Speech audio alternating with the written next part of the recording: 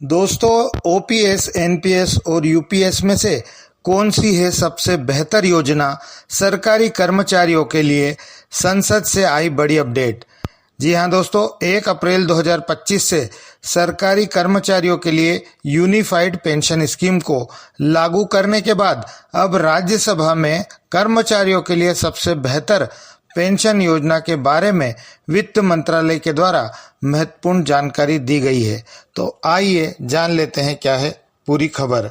दोस्तों, वित्त मंत्रालय की ओर से राज्यसभा में जवाब दिया गया अतारांकित प्रश्न संख्या 3440 का, जिसका उत्तर मंगलवार 1 अप्रैल 2025 को दिया गया।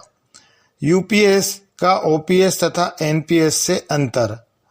यूपीएस और एनपीएस और ओपीएस में अंतर 3440 प्रश्न क्रमांक था। श्री परिमल नाथवानी के द्वारा प्रश्न पूछा गया था, क्या वित्त मंत्री यह बताने की कृपा करेंगे कि नई एकीकृत पेंशन योजना यूपीएस, पुरानी पेंशन योजना ओपीएस और राष्ट्रीय पेंशन योजना एनपीएस से किस प्रकार भिन्न है? उन राज्य सरकारों का ब्यौरा क्या है जिन्होंने अपने कर्मचारियों के लिए अपने अपने राज्यों में इसे लागू करने में रुचि दिखाई है? और क्या केंद्र सरकार यूपीएस अपनाने वाली राज्य सरकारों को अतिरिक्त वित्तीय सहायता आदि देने पर विचार कर रही है? यदि हाँ, तो तत्संबंधी ब्यौरा क्या है?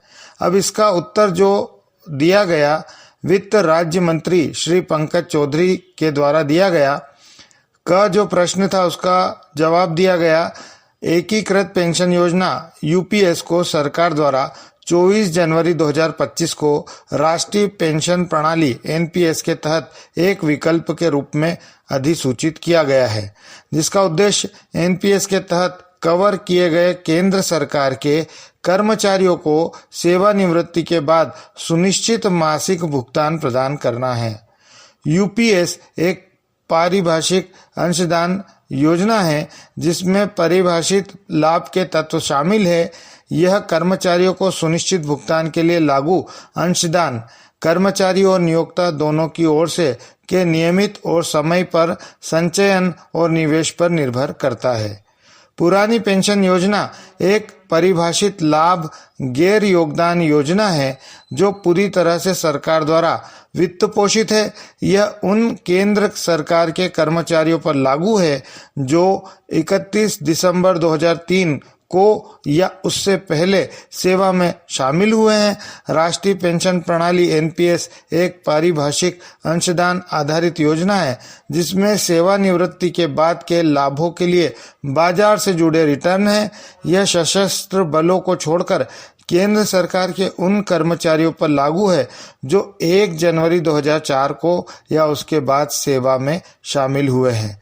और राज्य सरकार के कर्मचारियों की सेवा शर्तों का विनियमन संबंधित राज्य सरकारों के प्रशासनिक अधिकार क्षेत्र में आता है। दोस्तों, इस वीडियो में इतना ही।